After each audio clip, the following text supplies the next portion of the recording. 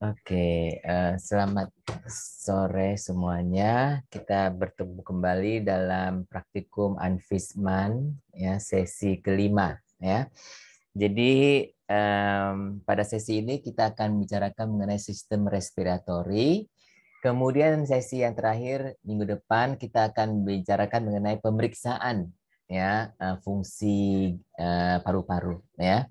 Nah, jadi karena untuk pemeriksaan fungsi paru-paru kita harus mengerti dulu ya anatomi fisiologi dari sistem pernafasan ataupun respiratori ya. Jadi kita akan pertama buka eh, yang respiratory system ini ya. Karena saya sudah buka, saya akan share ya. Kita akan buka ini sebentar. Ini ya respiratory system ya. Kemudian yang pertama kita akan lihat adalah ini respiratory system anatomy major zone and division ya. Pertama kita akan membuat yang ini dulu.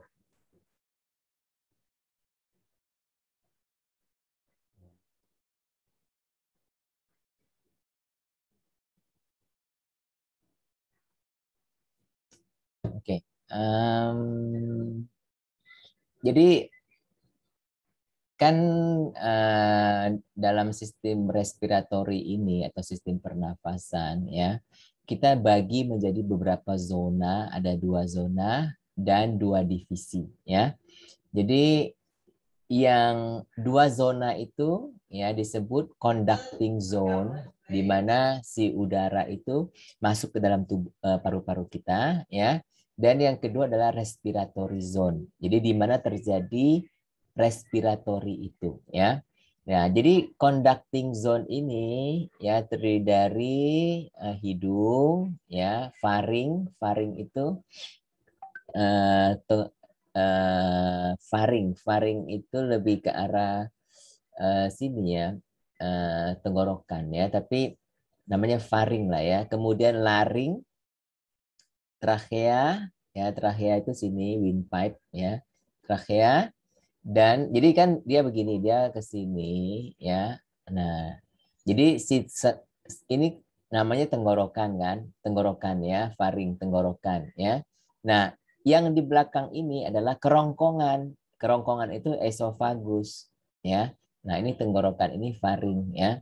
Jadi faring, larynx, trakea, bronkai. Bronkai ini bronkus ya. Jadi yang satu ini yang ini utama ini bronkus satu ya. Kemudian dia bercabang dua, karena dia bercabang dua dia jadi bronkai, bronki atau bronkai ya. Dia ini jamak ya. Kemudian dia akan bercabang-cabang lagi menjadi bronkiol. Jadi bronkiol itu adalah cabang-cabang dari bronkai ya.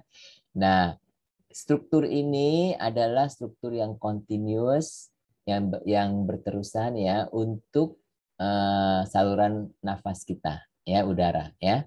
Jadi yang conducting zone itu apa aja? Conducting zone itu terdiri dari hidung ya, faring, larynx, trakea, bronkus dan bronkiol ya. Jadi ini semua adalah pipa-pipa ya, saluran-saluran nafas ya.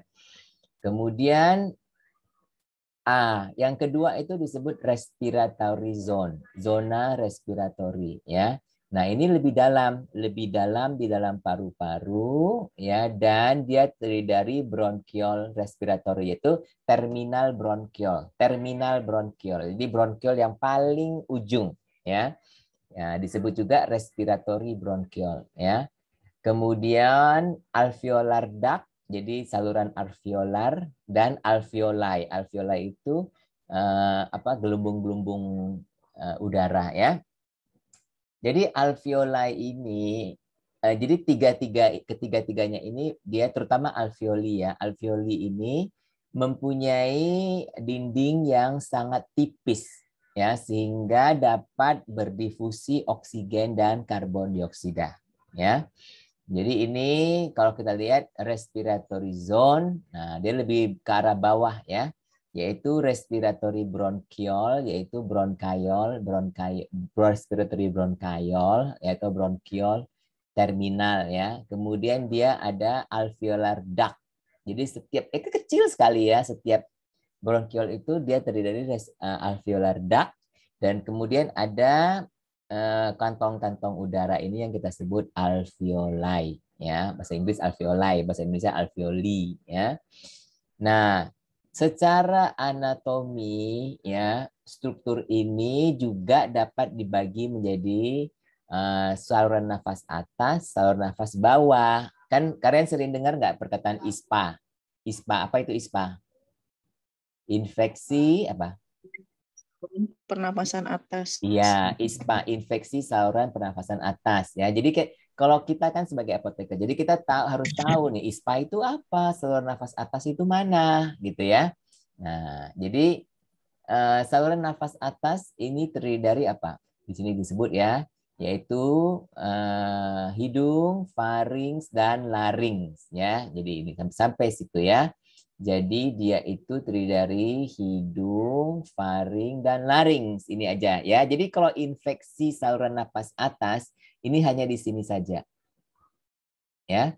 Nah, kemudian ada saluran nafas bawah yaitu terdiri dari dia di dalam rongga toraks atau rongga dada ya.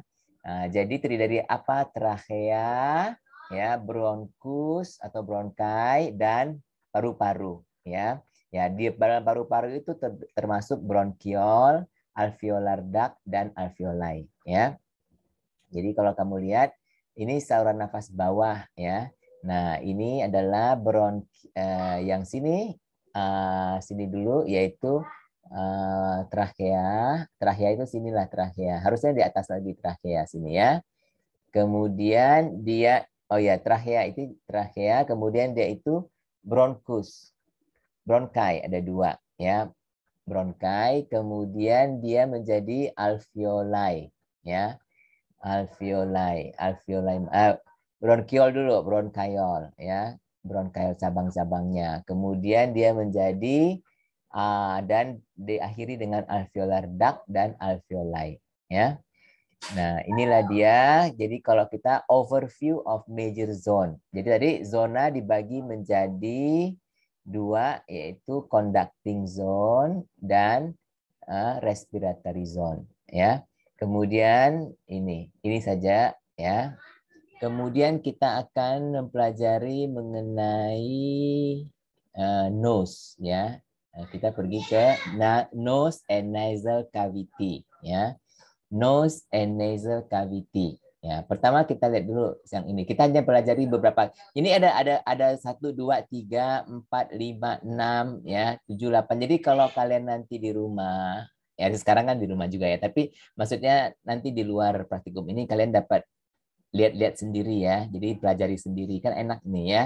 Nah, cuman sekarang kita nggak akan bisa diskusi semuanya ya. Jadi saya akan pilih aja dua, yaitu yang ini sama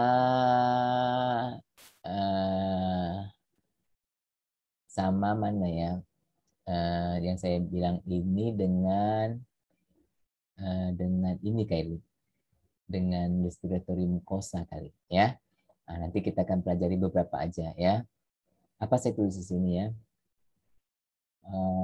Nasal cavity ya, enggak, cuma nasal cavity aja. Oke. Nasal cavity aja ya.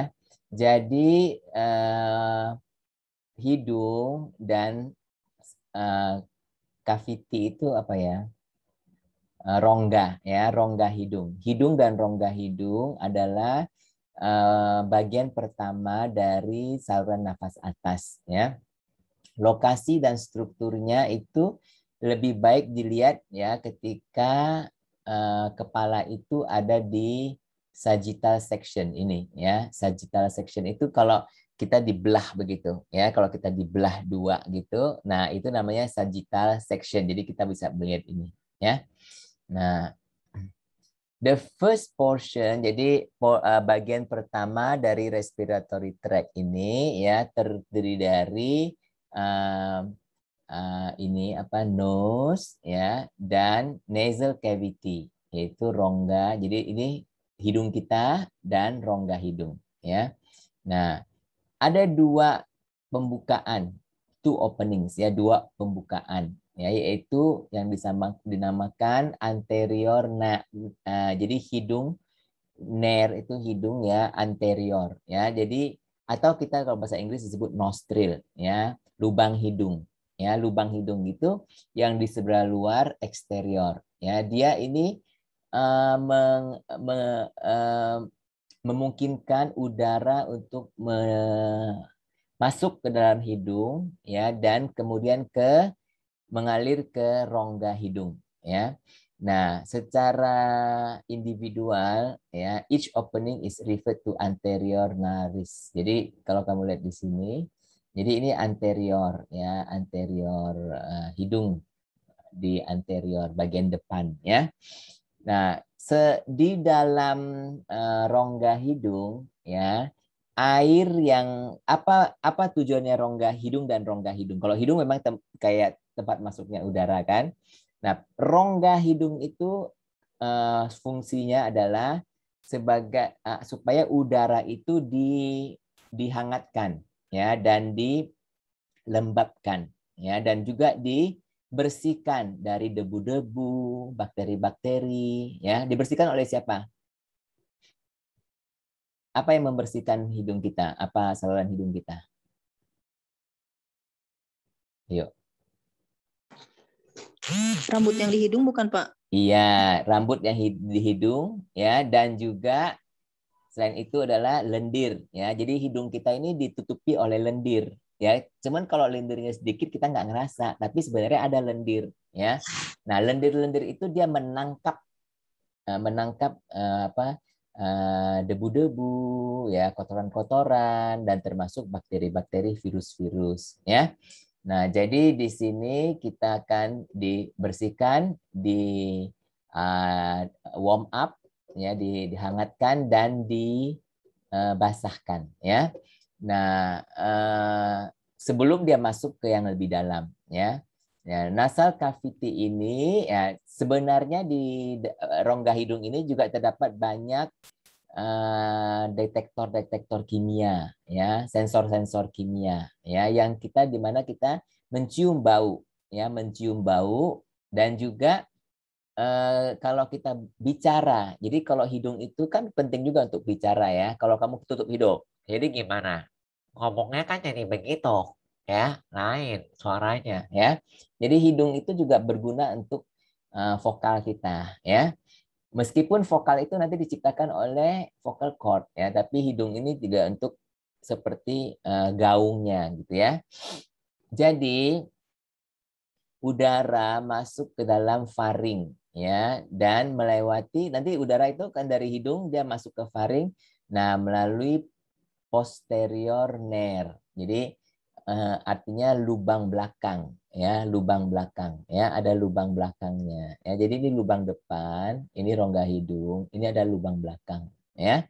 Nah, pintu belakang lah, ya, pintu depan, pintu belakang lah, ya, gitu, ya.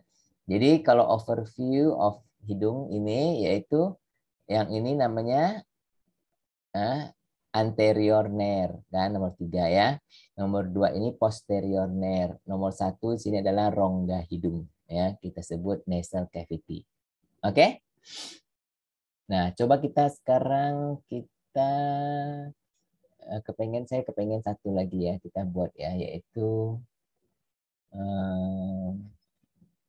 di sini, ya. Meskipun saya tidak saya masukkan tadi, ya, di Word, ya, tapi coba kita buat sama-sama, ya, yaitu mukosa. Kan saya sebut tadi ada mukosa, ya, nasal mukosa atau respiratory mukosa, ya. Jadi lendir-lendir, ya. Oke.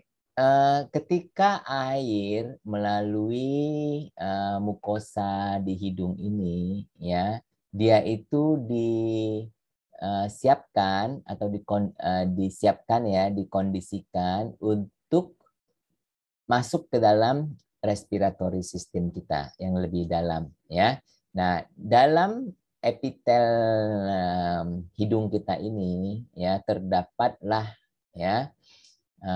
Jadi the heat radiated from the blood vessel. Jadi ada pembuluh darah, ya, dan pembuluh darah di sini dapat memberikan panas, ya. Nah, jadi dia akan tadi kan dia akan heat ini ya, panas ini dilepaskan oleh pembuluh darah ini, dia dapat memanaskan udara yang masuk, ya. Air bukan air, udara, air itu udara, ya.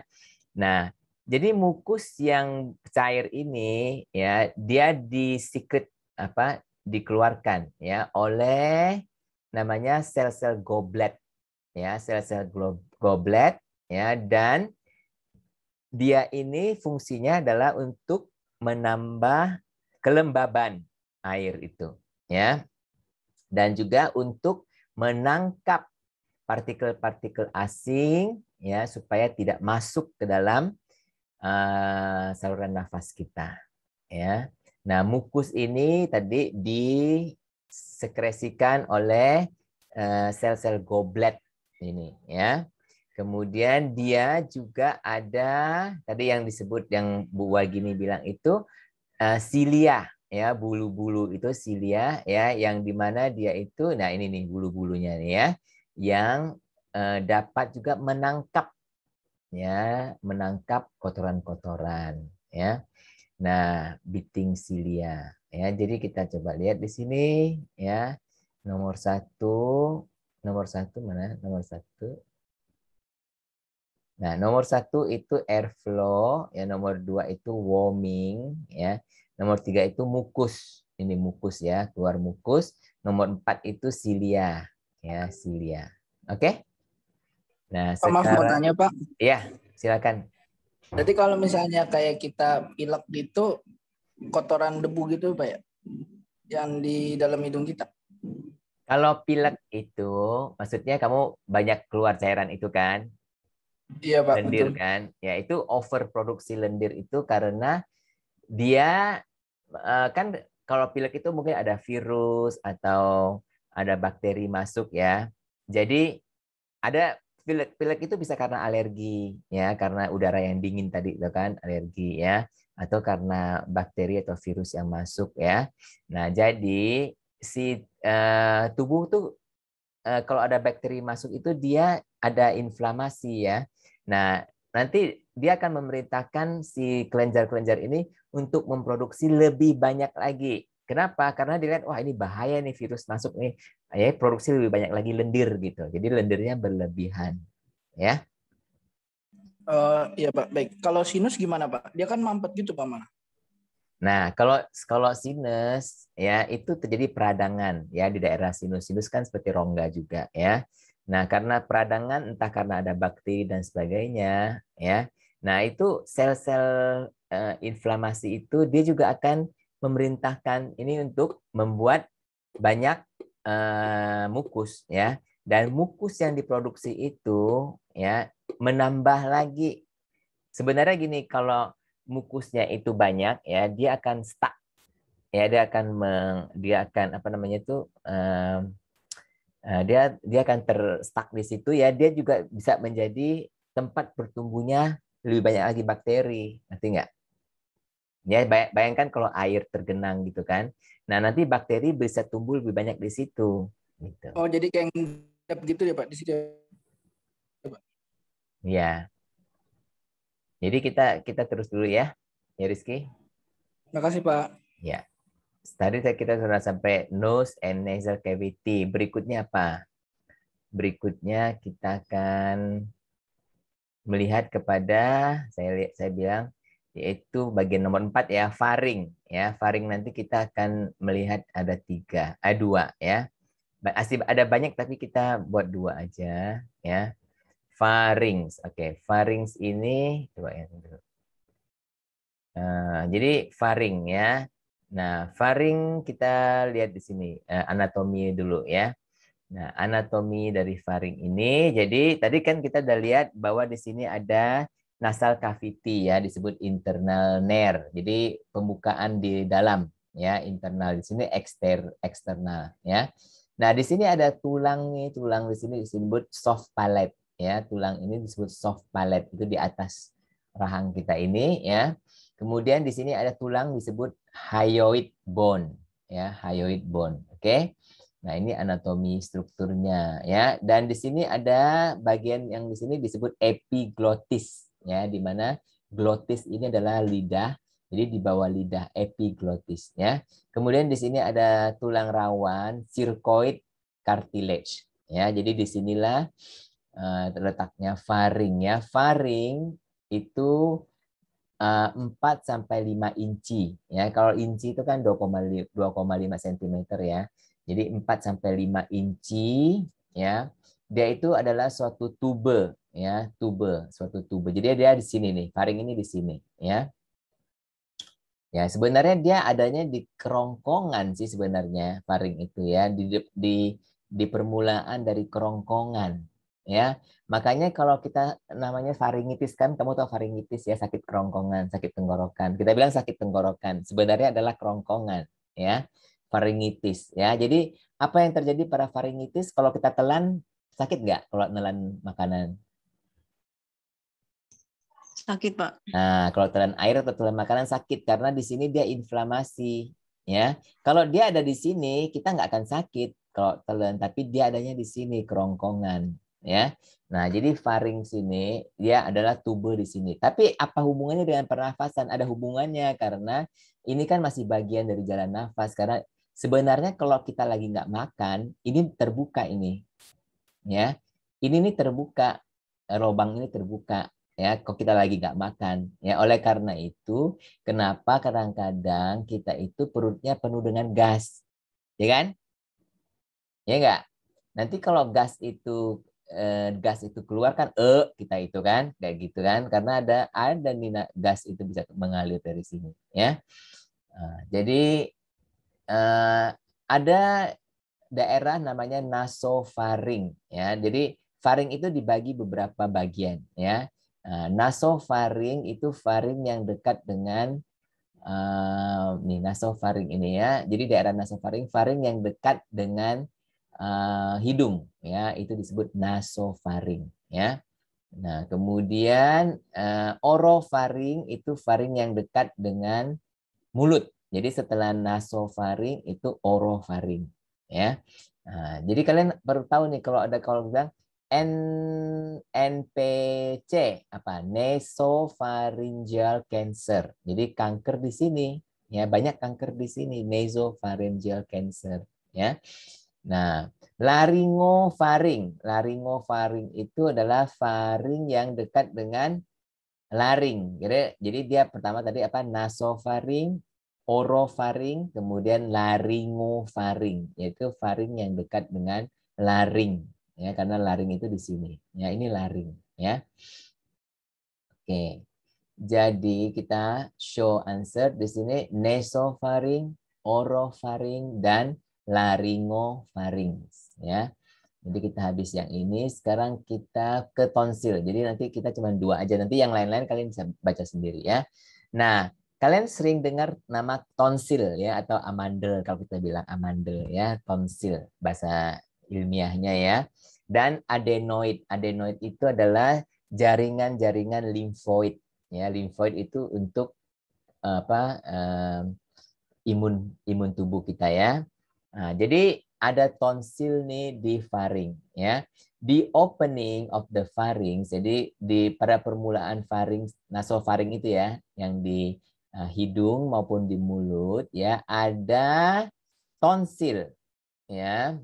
Dan juga ada jaringan limfoid ya, disebut Waldeyer's ring ya, semacam cincin ya. Nah, di sepanjang dinding dari orofaring ya ada palatine tonsil ya, palatine tonsil. Jadi kalau kalian gitu ya kan, dokter kan sering kalau kita sakit tenggorokan gitu ya, demam, terus dokter suruh gitu kan, mau lihat apa itu itu ya, dia mau lihat apakah ada pembengkakan tonsil atau enggak ya.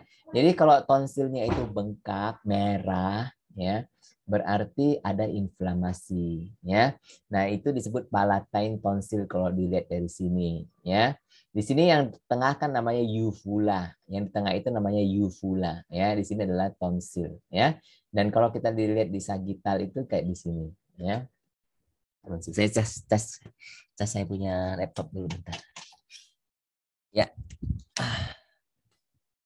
Kemudian ya, nah patogen-patogen seperti virus dan bakteria ya, dia waktu masuk ke dalam saluran nafas kita ya, dia akan dihadang oleh limfosit dan leukosit sel darah putih ya. Nah, kalau ketika ada bakteri dan virus yang masuk itu, tonsil kita akan menjadi radang ya dan sakit yang disebut tonsilitis ya. Nah, itu yang tadi yang saya bilang merah gitu ya. Nah, embedded jadi dia itu ada di dalam posterior wall. Jadi dinding posterior dari nasofaring ya, dekat dengan midline ya. Nah, tadi kan ada namanya tadi apa? Palatine tonsil ya. Ada kita sebut pharyngeal tonsil. Jadi di sini pun dekat faring kita nggak bisa lihat ya, kecuali kalau kita ya dokter mungkin pakai ini bisa kali ya, pakai senter ya. Nah di sini ada pharyngeal tonsil ya.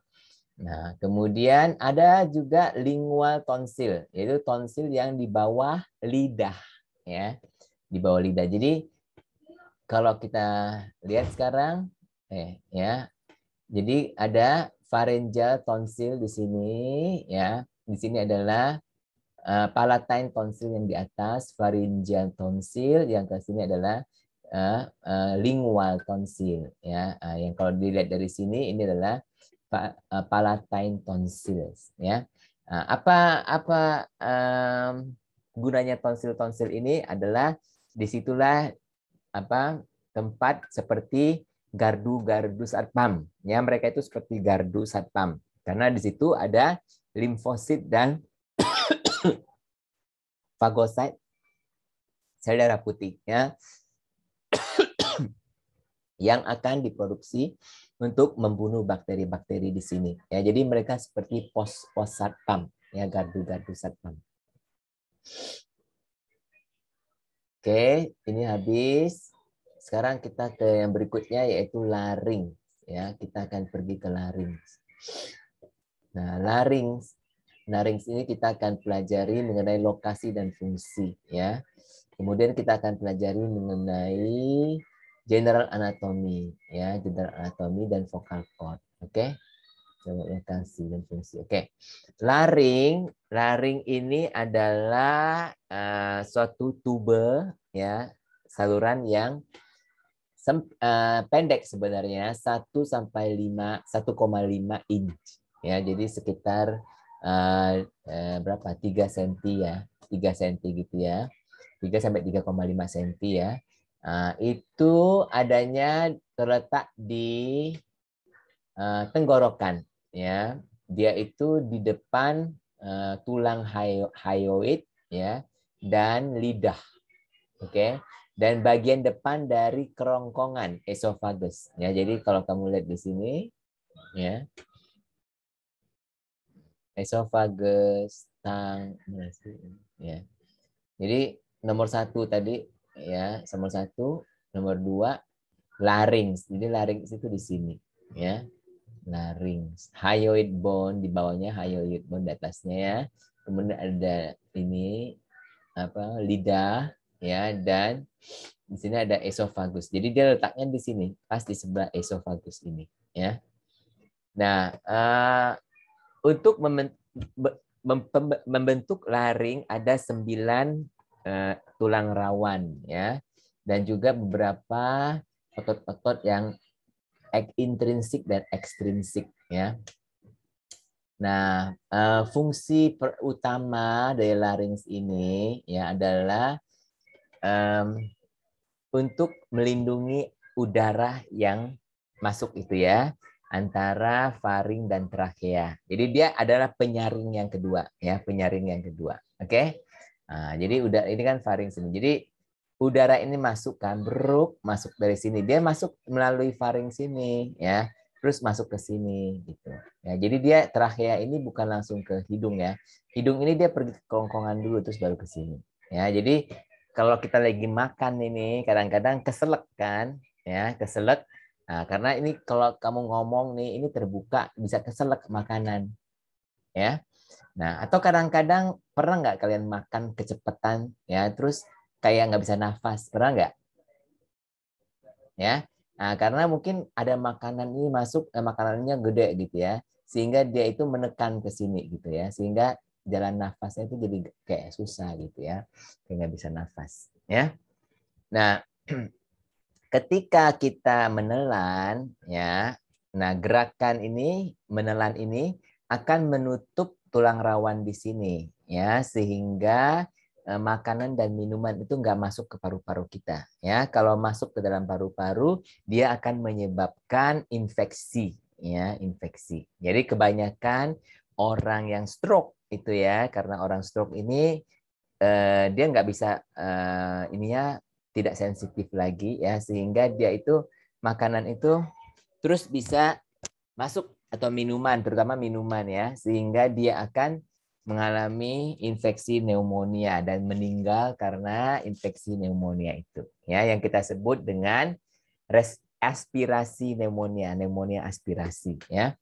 Nah, sekarang kita lihat overview ya. Jadi nomor 1 ini adalah lidah, nomor 2 ini adalah hyoid bone, tulang hyoid, nomor 3 adalah larynx ya. Nomor 4 adalah esophagus sini ya. Nomor 5 adalah trachea. Jadi kita kalau ngomong trachea itu sini ya, windpipe di sini ya. Kemudian ke-6 adalah pharynx, mana 6? Pharynx di sini. Ya. Oke, kita habis yang ini. Sekarang kita pergi ke general anatomy laring ya. Jadi laring itu ini nggak usah deh kayaknya ya. Nggak usah.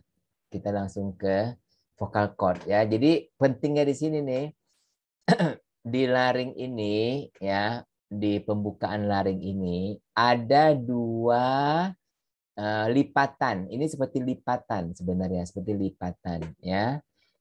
Dari jaringan-jaringan lembut ya. Nah, dalam setiap lipatan ini ya terdapat suatu extend from the back of the cartilage. Ini kan cartilage tulang rawan ya, dan di sini ada semacam suatu lipatan ya. Dan di situ ada arytenoid cartilage. Jadi ada tulang rawan ya. Nah, yang bawah ya, jadi yang set yang bawah ini kan ada 2 lipatan ya. Lipatan bawah ini kita sebut pita suara ya, atau vocal cord, vocal fold atau vocal cord ya. Nah, ini yang kita sebut vocal cord sejati, pita suara sejati ya, karena inilah yang menyebabkan kita kalau kita ngomong, kita bicara itu suara kita itu disebabkan oleh dia ya, pita suara. Ya, kan kalian tahu kalau gitar itu kan banyak pita-pitanya itu loh ya. Gitar itu kan banyak, ada berapa gitar itu pitanya? 5 ya. Kemudian ada kayak kecapi dan sebagainya, ada pita kan. Jadi itu menimbulkan suara tergantung panjang pendek ya. Tapi ini Tuhan sangat pinter ya, kita hanya pendek aja di sini udah bisa mengeluarkan suara yang begitu bervariasi ya kan, dibandingkan dengan alat musik kan kita lebih bervariasi karena kita bisa ya, mencapai juga tinggi, bisa meniru orang lagi ya kan. Nah,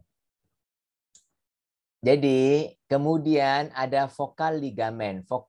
Tadi yang bawah ini adalah vokal ligamen ya, vokal cord ya.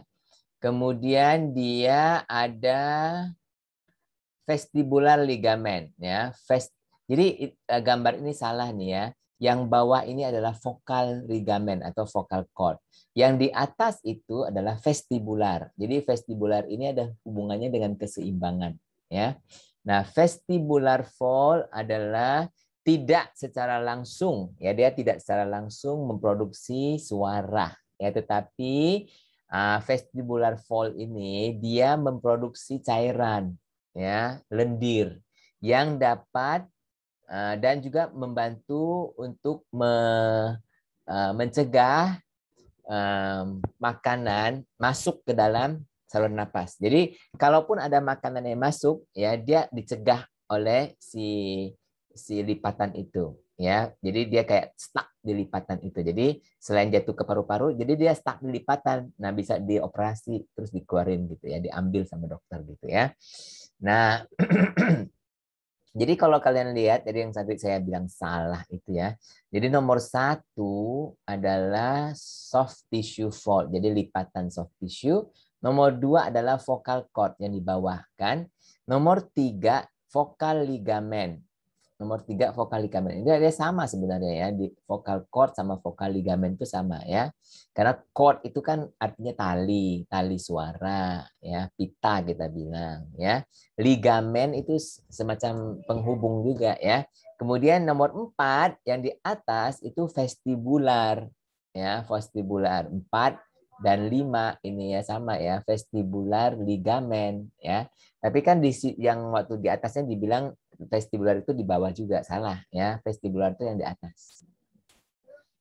Oke, ini kita selesai. Sekarang kita akan pergi ke trachea dan bronkai ya, trachea dan bronkai. Ya, moga-moga kita sebelum jam 5 udah selesai ya. Trachea, sekarang kita akan belajar dulu trachea, lokasi anatomi dan fisiologi ya. Jadi trachea kita kadang di dalam bahasa Inggris disebut windpipe ya, jadi pipa udara ya. Dan itu adalah panjangnya 10 sampai 12. Jadi sini ya, 10 sampai 12 cm windpipe ini ya. Jadi dia adalah suatu tube vertikal ya yang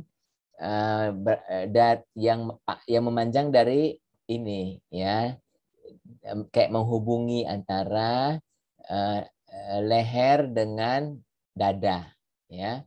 Nah, dan dia adanya juga pas di sebelah belakangnya, yaitu adalah esophagus, yaitu kerongkongan ya. Jadi di belakang si trachea itu ada kerongkongan ya. Jadi ini trachea, ini esophagus di belakangnya ya. Nah, banyak yang menggolongkan ya trachea itu adalah sebagai organ pertama, bagian pertama dari respiratory bawah ya. Jadi saluran respiratory bawah, saluran pernafasan bawah ya. Yang akhirnya akan terdiri dari 2 bronkai, kemudian bronkiol dan paru-paru ya. Nah, trachea sendiri adalah lumennya, lumen itu lubangnya itu ya 1 inch ya, kira-kira 2,5 cm. Jadi diameter tuh ya, diameter lubangnya ya sekitar 2,5 cm kalau kita ukur ya.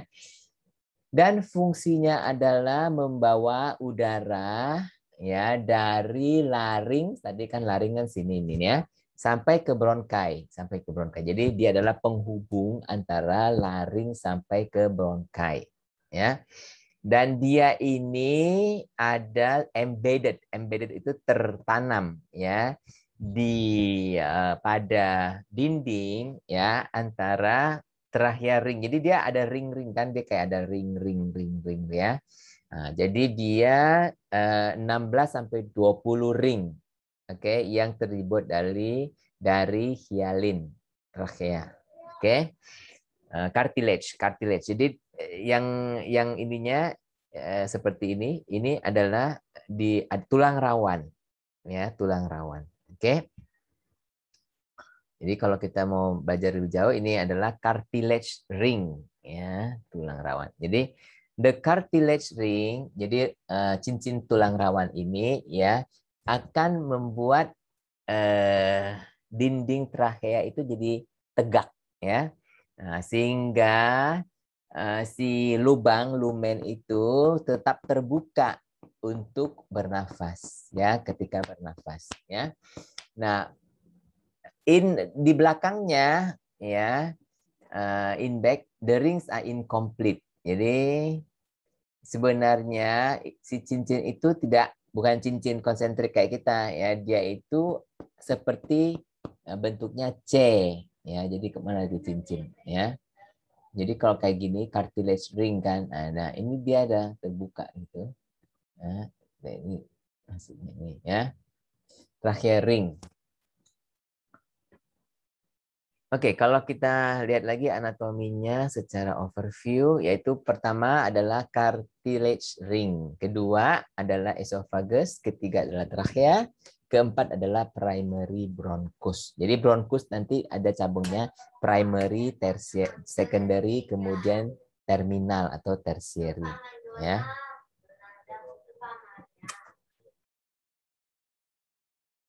Oke, kita habis yang ini. Sekarang kita akan bicarakan mengenai bronchial structure. Mungkin bronchial anatomi dulu ya. Coba saya lihat apa yang saya tulis di sini. Setelah trachea bronchi, kita subtopik trachea anatomi sudah. Trachea bronchi lokasi dan fungsi coba. Oh, lokasi fungsi udah kan? Trachea bronchi location and function. Trachea bronchi mana? Location and function mana? Trachea.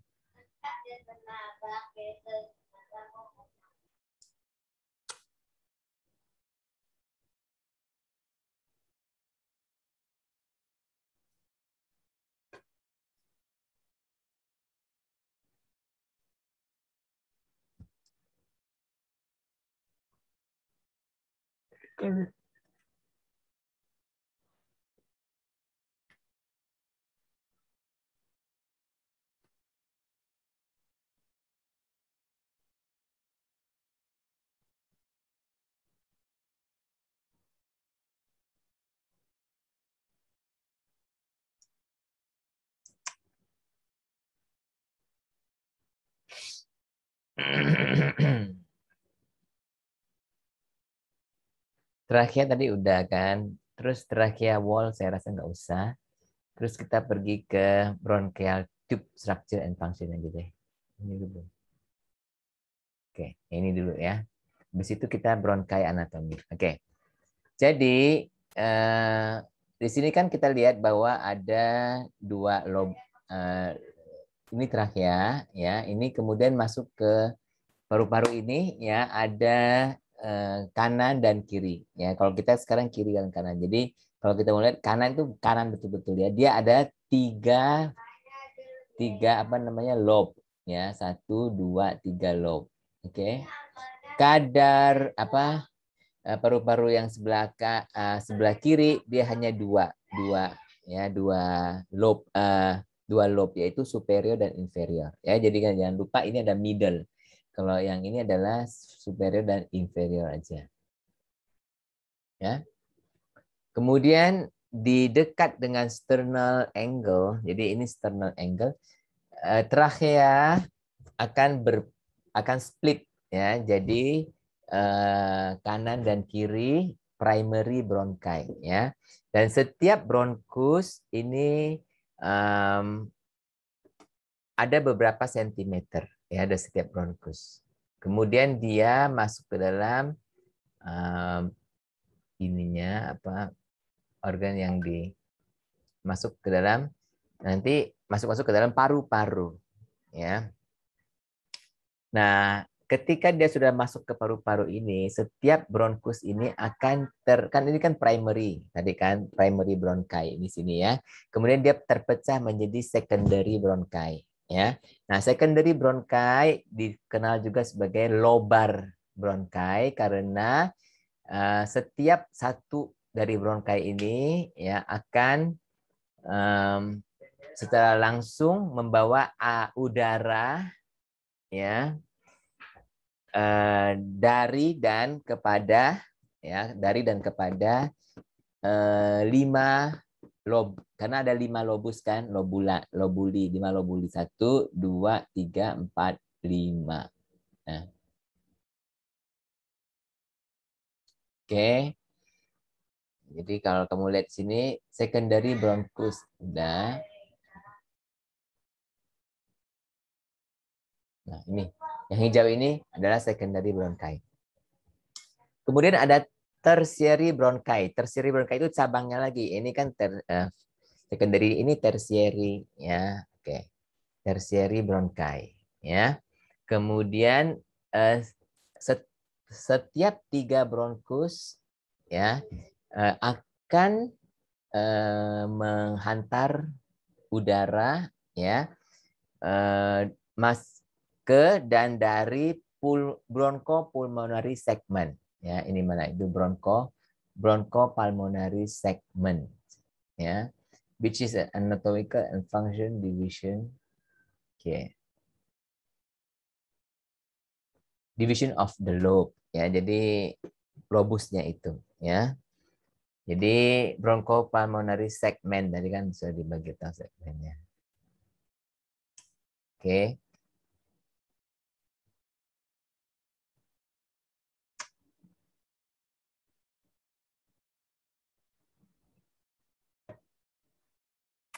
Oke. Nah, jadi kalau kita lihat sini, show your answer. Nomor 1 itu trachea, nomor 2 itu mana nomor 2 itu tertiary bronchi, nomor 3 itu primary bronchi karena dia baru tercabang 2, dan nomor 4 itu adalah secondary bronchi.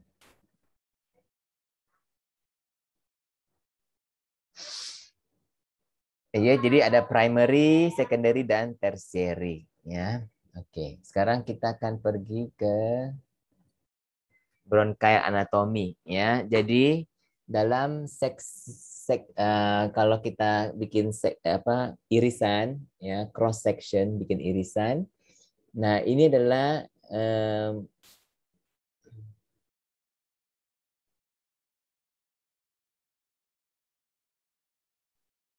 udah 430 ya. Jadi dinding bronkial ini ya, dinding bronkial ini adalah hampir sama dengan trachea. Ya, tapi tadi kita nggak baca di trachea ya. Jadi dia juga mengeluarkan mukus respiratory ya. Oke, mukus secreting globate cell are not the present in the epithelium. Jadi di dalam tubuh kita ada sel-sel goblet tadi kita udah disebut ya. Nah, dia ini akan memproduksi lendir tadi kita sebut ya. Deep to the mucosa, di mukosa itu lapisan itu terdapat ya. Jadi setelah mukosa itu, nah ini yang ini terdapat fiber itu apa ya? Serat-serat ya, serat-serat otot polos. Kemudian ada cartilage hyalin ini ya, cartilage hyalin, dan ada seromukus dan mukus gland. Jadi kelenjar-kelenjar lendir dan serum itu ya, lendir. Nah, cartilage appears as rings seperti suatu cincin ya, in larger bronchi, pada bronchus yang besar, yaitu bronchus primer dan sekunder ya.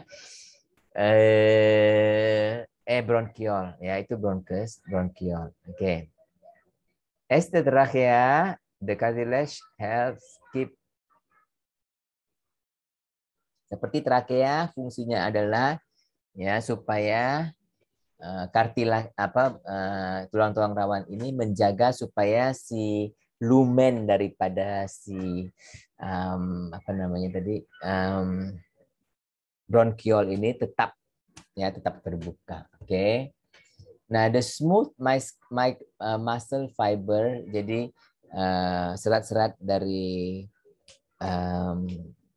otot polos ya, smooth otot lunak ya, itu terlokasi ya antara mukosa dan cartilage plates ya, cartilage plates ya, and form a nearby complete ring. Oke. Itu dia ya, smooth muscle-nya ya. Kemudian they are secara involuntary, artinya secara tidak sadar, otomatis ya. Dia dikontrol atau diatur ya, and apa ini? Bentar ya, coba saya ada telepon saya.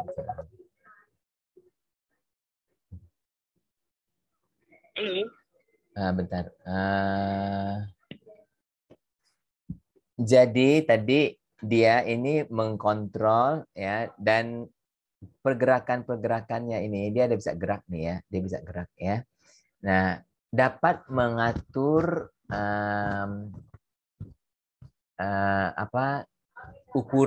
ukuran lumen. Jadi ini lumen ya. Udara kan melalui ini lubang ini, lumen ya. Lumen itu lubang ya. Jadi dia bisa gerak-gerak ya, memperbesar dan mengecil lumennya ya, yaitu oleh otot-otot polos ini ya. Jadi kalau otot polos ini terhambat gerakannya ya, misalnya dilatasi atau konstriksi. Kalau konstriksi dia jadi narrow ya, jadi sempit. Kalau dilatasi jadi besar ya. Nah, ini semua diatur oleh simpatetik dan parasimpatetik itu ya, yang kalian sudah pelajari. Jadi seperti pada asma, COPD itu ada hubungan dengan ini ya. Nah, dan ditambah lagi dengan COPD itu ada lendir-lendir. Lendir-lendir yang dapat menutupi si ini ya, lubangnya. Asma juga ya ada lendir-lendir. Nah, apa bedanya asma dengan COPD? Kalau COPD itu dia menahun ya, dia nggak sembuh-sembuh, dia menahun. Kalau asma itu bisa sembuh gitu ya, dan dia reversible ya. Nah, kemudian a narrow band of adventitia. Jadi adventitia itu semacam selaput di sini ya, yang menunjang ya, yang menyelubungi seluruh dinding bronkial ini. Oke, connect the bronchus dengan surrounding tissue. Jadi bronchus ini dengan jaringan-jaringan yang tisu lain ya. Jadi kalau kamu lihat di sini cartilage plate ya, ada cartilago itu apa, tulang rawan ya, mukosa ya, smooth muscle ini yang gambar sebenarnya ya, gambar sebenarnya dari mikroskop elektron ya, dan lung tissue. Mana lung tissue? Ini lung tissue ya. Ya karena dia namanya itu udah dekat di paru-paru, memang di dalam paru-paru kan ya, bronkus ini ya. Nah, jadi kalau kita show ini apa aja ya, yaitu dia nomor 1 itu bronchial wall, dinding bronchial ya. Nomor 2 ini adventitia, nomor 3 ini smooth muscle fibers, serat-serat otot polos ya. Kemudian 4 ini adalah lumen, mukosa ya. 5 itu adalah ini cartilage plate ya. Jadi dia ada cartilago lagi ya, yaitu tulang rawan. Tulang rawan ya. Jadi tulang rawannya kan begini, lurus. Ini kan dipotong ya. Potong melintang. Kemudian kita akan pelajari apa sekarang saya bilang situ. Trachea, function, location udah. Trachea, bronchi anatomi udah belum? Bronchi struktur function udah. Bronchus anatomi. Udah ya, kayaknya udah. Ini udah belum kita tadi.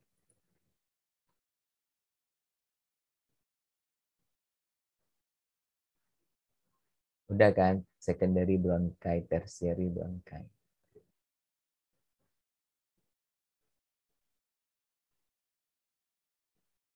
Nah, ini saya rasa udah. Jadi kalau kita lihat di sini, trachea, tertiary bronchi, primary bronchi nomor 3 ya, dan secondary bronchi nomor 2. Jadi primary bronchi, secondary bronchi karena cabang ya.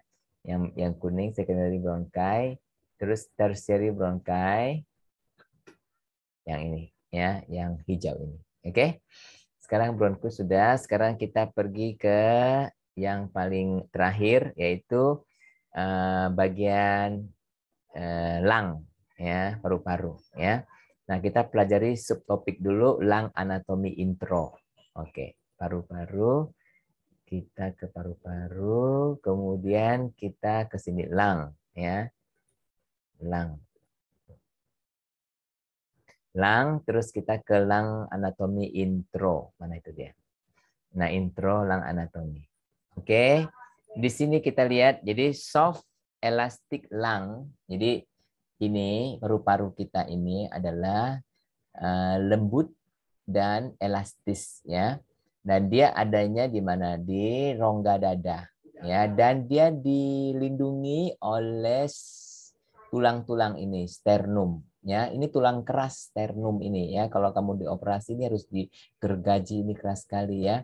Dan juga ada rib cage, yaitu tulang rusuk ya, tulang rusuk, rib cage ya.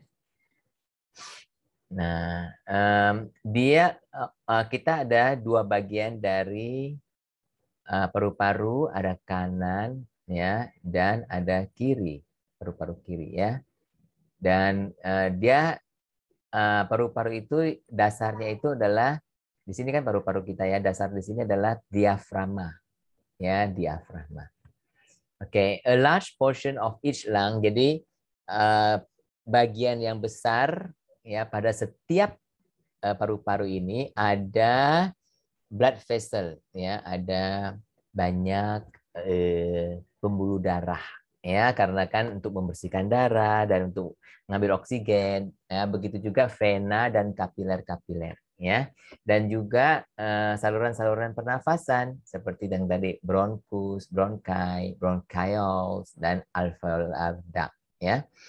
Nah, kebanyakan volume paru-paru ini ya terdiri dari kantong-kantong udara ini yang kita sebut alveoli ya, dan alveolus ini adalah satu namanya alveolus ya, adalah suatu kantong ya yang seperti cup, seperti cangkir ya, dan dia itu adalah yang penting adalah dindingnya itu sangat tipis dan kecil. Ya, dia ukurannya kecil dan dindingnya tipis. Oke. Jadi kalau kamu lihat ini adalah arteri, di mana dia juga diselungkupi oleh arteri, vena, ya, dan kapiler-kapiler. Jadi ini kapiler dan arteri itu sini ya, ini kapilernya, ya, dan venanya. Oke.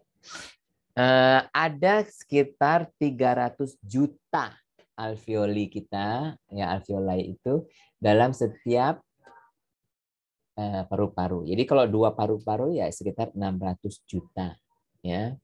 Oke. Jadi kalau kamu lihat sini anatominya, nomor 1 itu rib cage, nomor 2 itu sternum, nomor 3 itu diaphragm, mana nomor 3? Diaphragm. Ya ini diaphragm tulangnya. Nomor 4 itu right lung. Nomor 5 itu left lung. Right and left. Oke. Nomor 6 itu blood vessel. Blood vessel. Nomor 7 itu respiratory tube. Karena di sini adalah bronkus ya. Primary, secondary, tertiary. Oke. Sekarang kita pelajari apa? Yang kedua kita akan pelajari mengenai pleura ya. Pleura ini, pleura ya. Pleura. Jadi kalau kita lihat setiap paru-paru kita ini dibungkusi atau dilapisi oleh satu lapisan terluar itu ya, namanya lapisan pleura ya, atau bungkusan pleura sac ya, pleural sac. Oke. Nah, jadi kalau kita iris nih ya, jadi kita iris apa namanya melintang ya. Nah, kita akan lihat di sini posterior, di sini anterior. Jadi ini depannya ya, depan. Ini posterior belakang ya. Nah, di sini ada paru-paru tuh begini. Ya. Yang ini dengan jantung, ini daerah jantung. Oke. Dan ini daerah posterior di sini ya. Nah, inilah paru-paru kita ya. Kemudian ini setiap paru-paru ini dibungkus oleh pleural sac. Ini pleural sac ya, jadi kantong pleura ya. Nah, the inner membrane, jadi membran paling dalam dari setiap kantong ini ya ada visceral, namanya visceral. Jadi yang paling dalam, ini dalam ya, visceral pleura. Oke. Yang paling luar itu namanya parietal. Jadi ini visceral parietal ya, pleura. Oke. Both pleurae, jadi pleura ini adalah Jadi pleura ini ada dua nih ya. Jadi satu dan satu. Jadi di dalam itu adalah sak atau rongga ya. Nah, dia menghasilkan suatu cairan pleura ya kepada cavity. Jadi rongga ini pleura. Jadi ini visceral kan, ini parietal pleura. Jadi dia ada tengah-tengahnya namanya rongga pleura ya, berisi cairan pleura ya. Karena apa fungsi cairan? Fungsi cairannya itu adalah untuk mengurangi gesekan ya, gesekan. Karena kalau ada gesekan nanti paru-paru kita akan luka ya, maka ada airnya di situ untuk mengurangi gesekan ya. Nah, an open space does not normally exist in the pleural cavity. Biasanya rongga pleura ini nggak terbuka ya, nggak boleh terbuka ya, harus tertutup ya. Karena ya because the pleural fluid, jadi cairan pleura ini ya akan membuat kedua membran ini selalu kayak tertutup ya, dia mengikat mereka kedua membran itu ya. Jadi ketika kita bernafas, gerakan nafas itu kan paru-paru kita akan mengembang kalau kita nafas ya. Nah, dia memungkinkan kedua membran ini untuk ya tidak kolaps ya, tapi dia itu tetap ada dua membran itu ya. Nah, dan pleura ini juga membentuk suatu penghalang barrier ya, sehingga untuk dapat melindungi paru-paru kita terhadap infeksi ya yang dapat terjadi di setiap bagiannya ya. Jadi kalau kita lihat di sini show ya, kita lihat ada pleural cavity di sini. Nah, yang sekali lagi yang di luar itu namanya parietal pleura, yang dalam itu namanya visceral pleura. Ya. Alright, apalagi kita sekarang udah mau habis nih, 1 2 3 habis ya. Sekarang kita ke bronchiol. Bronchiol. Bukannya bronchiol udah ya, coba lihat. Bronchiol ada ya sini. Bronchiol ya, bronchiol of the lungs ini ya. Kita ke bronchiol of the lung. Oke. Jadi tadi kan kita sebut ada primary, secondary, and tertiary bronchiol ya. Nah, jadi bronchi ini yang paling ujung itu namanya tertiary ya. Jadi di mana udara akan masuk dan keluar dari alveoli ini ya. Nah, jadi tangkainya alveolar itu ya ada disebut bronchiol ya, bronchiol. Oke. Jadi bronchi yang ketiga bronchiol ya. Nah, the bronchiol branch many times on their way to the alveoli. Jadi sebelum ke alveoli itu ya, ini kan tertiary bronchi ya, masih ada bronchial ya, bronchiola. Oke. Dan bronchial ini dia ada yang namanya terminal bronchiol yang terminal ya, yang ketiga. Nah, ini yang akan mempunyai tangkai kepada setiap alveoli ini ya. Jadi bronchiole branch many times on their way to the alveoli, and each division produces tubule that are progressively smaller in diameter. Jadi semakin lama semakin kecil ya, jelas dong karena kan alveolanya kecil. Jadi ada lobular bronchiole atau kita sebut preterminal bronchiole ya, kondak udara ya masuk dan keluar dari pulmonary lobule. Jadi lobulus dari jadi yang pertama sini nih, nah itu yang untuk mengatur udara masuk ke dalam lobulus, setiap lobulus ya, makanya disebut lobular bronchiole. Oke. Nah, setelah dia masuk ke pulmonary lobulus pulmonary ya, bronchiole lobular ini kemudian akan terbagi-bagi lagi ya menjadi 3 atau lebih terminal bronchiole. Jadi ini lobular bronchiole masuk lagi ke 2 atau 3 terminal bronkiol. Ya. Jadi ini kalau kita lihat ini ya, alveoli ini terminal. Jadi sebelum ke ini namanya sebelum alveolar duct. Nah, ini kita ada namanya terminal bronkiol ya. Nah, terminal bronkiol ini panjangnya sekitar 0,5 sampai 1 mm ya. Nah, dia banyak cuboidal cell yang ada silia. Ya, sekali lagi untuk menjaga dari infeksi debu-debu dan sebagainya ya. Nah, 2 or 3 respiratory bronchiole. Jadi ini lobular bronchiole ya, pulmonary bronchiole. Oke. Dan di sini ada respiratory bronchiole ya dan alveoli. Jadi kalau kita lihat sini show ya.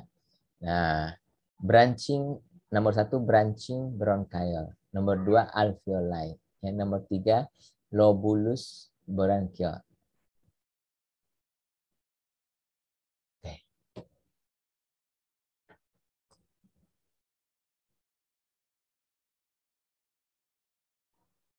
Ya, pulmonary bronchiole. Jadi kalau tentang bronchiole ini, yang nomor 1 ini pulmonary bronchiole, nomor 2 lobular bronchiole, nomor 3 respiratory bronchiole, nomor 4 alveoli. Alveoli sini 4. Nomor 5 itu terminal bronkiol. Nomor 5 ya, terminal bronkiol. Oke. Oke, sekarang kita sudah hampir selesai 2 lagi ya. Nah, 1 lagi yaitu sekarang kita ke alveoli. Ya. Alveoli. Oke, kita ke alveoli. Karena sudah mau sampai nih ke ujungnya ya, alveoli. Mana dia alveoli?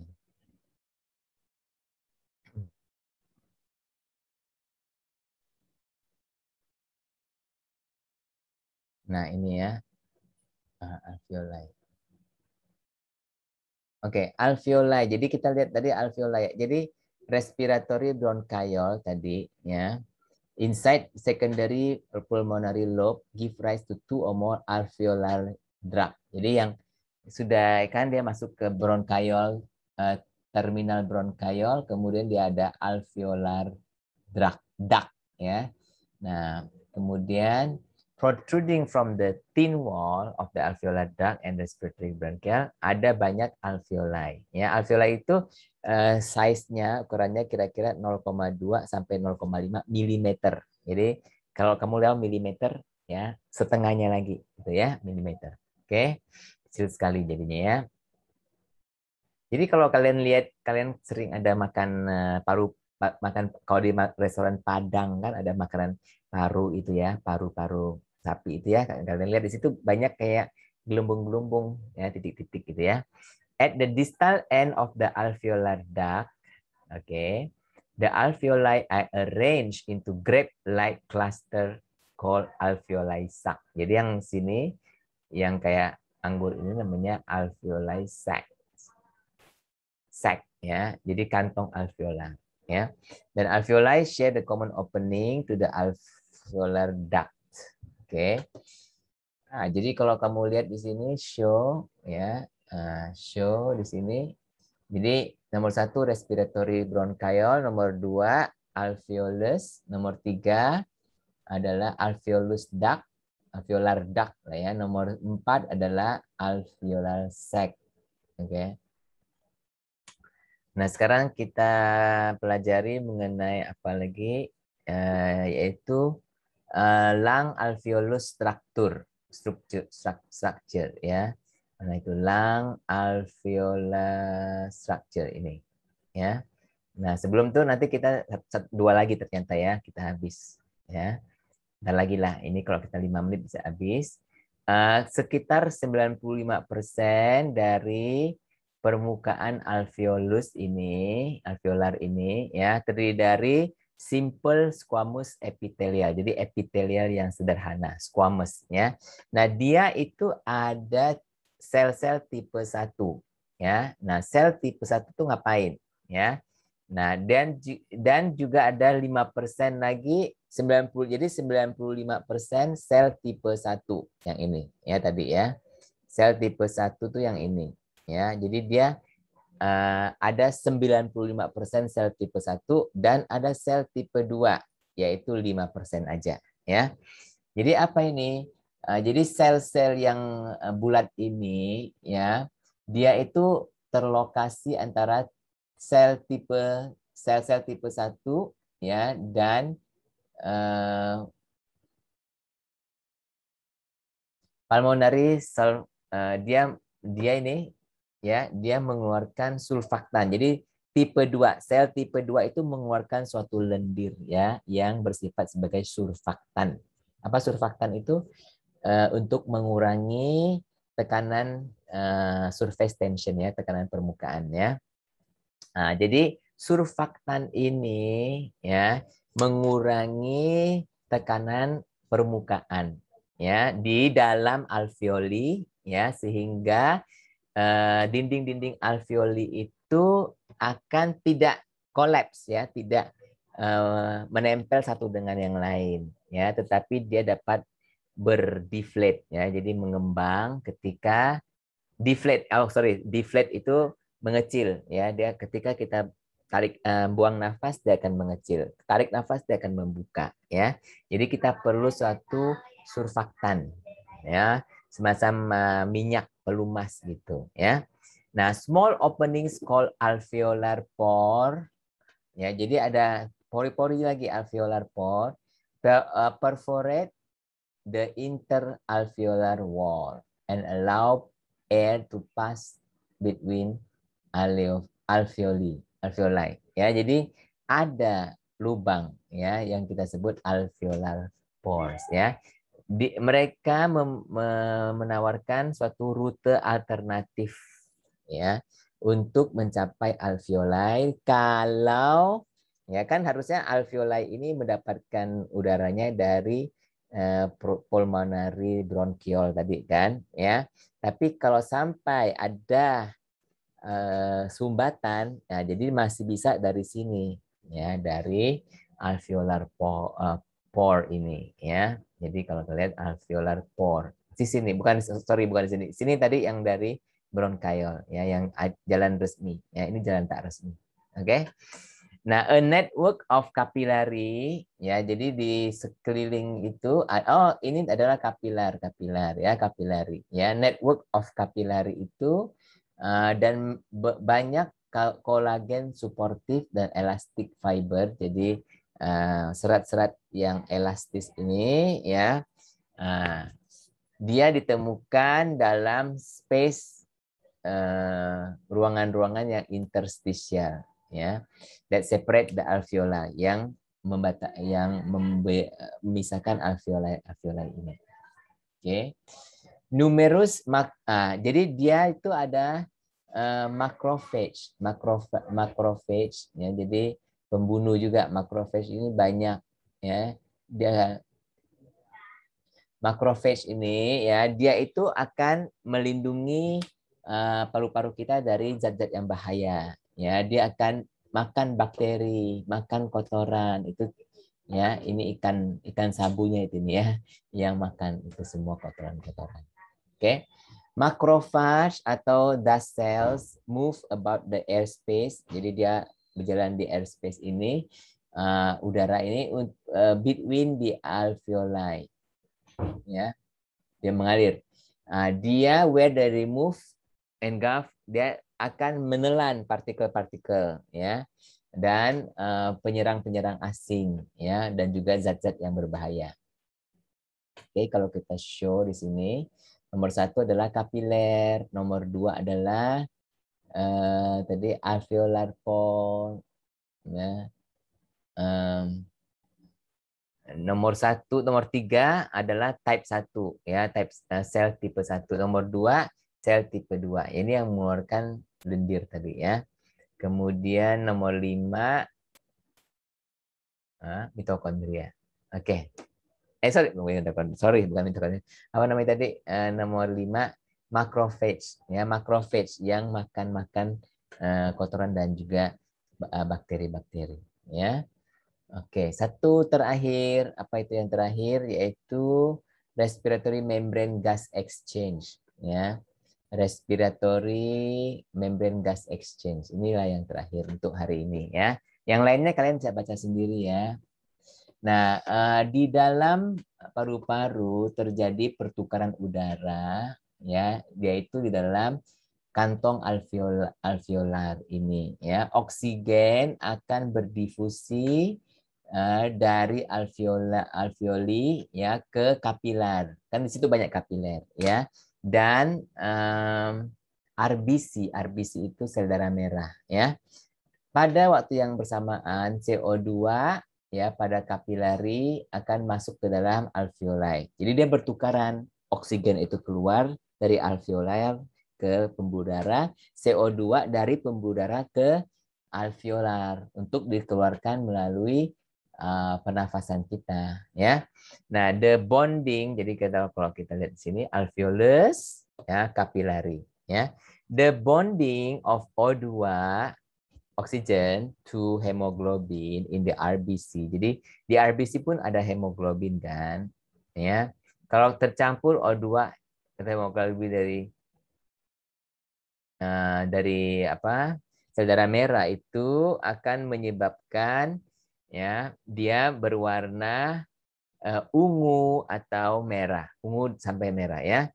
Nah, ketika terjadi pertukaran gas ini ya gas-gas ini harus dibawa secara cepat ya melewati membrana pernafasan ini ya yaitu si alveolar ini ya. Nah, membran respiratory is about 0,6 mikrometer ya, mikro milimeter mili ya, ini mikro ya.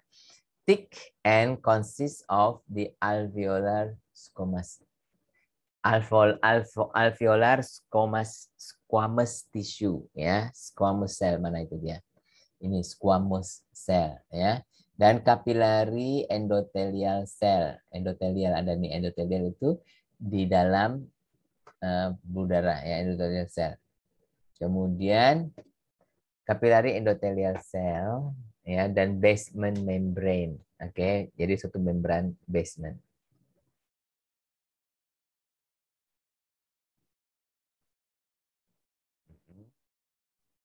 Oke. Jadi apa itu udaranya, gasnya itu O2 dan CO2 ya. Jadi kalau kita show a little here, yaitu nomor 1 alveolus, nomor 2 adalah squamous cell, nomor 3 adalah capillary, dan nomor 4 adalah blended basement membrane. Nomor 4 basement membrane. Habislah ya. Apakah ada pertanyaan-pertanyaan? Jadi sementara ini yang saya siapkan ini habis ya. Nah, kalian nanti sebagai laporannya kalian hanya jawab pertanyaan ini aja ya. Yaitu Pak Amin 60 tahun adalah seorang perokok berat sejak masa mudanya, usia mudanya ya. Tahun lalu beliau didiagnosis dengan penyakit COPD yaitu chronic obstructive pulmonary disease karena batuk dan sesak napas yang tidak sembuh-sembuh. Bukan COVID tapi COPD ya. Saat ini beliau menggunakan obat salbutamol inhaler bila ada sesak napas ya, tiotropium inhaler sekali sehari dan budesonide inhaler 2 kali sehari ya. Nah, sekarang pertanyaannya, mengapa COPD sering ditemukan pada perokok yang berat dan menahun? Ya, jelaskan bagaimana rokok dapat menyebabkan COPD ya. Kemudian yang B, mengapa cara kerja salbutamol di dalam bagaimana cara kerja salbutamol dalam mengatasi sesak nafas akut yang dialami oleh para penderita COPD dan asma? Maksudnya ada kita menggunakan salbutamol kan untuk asma dan COPD. Jadi apa sih cara kerjanya? Bagaimana sih dia kok bisa dipakai untuk ini gitu ya? Dan nomor C juga sama, tinggal salbutamolnya diganti dengan tiotropium. Ya, tetapi tiotropium ini lebih banyak dipakai di COPD daripada di asma. Oleh karena itu saya tulisnya cuma COPD aja. Ya. Oke, ini dulu. Apakah kalian ada pertanyaan? Pas-pas jam 5:01.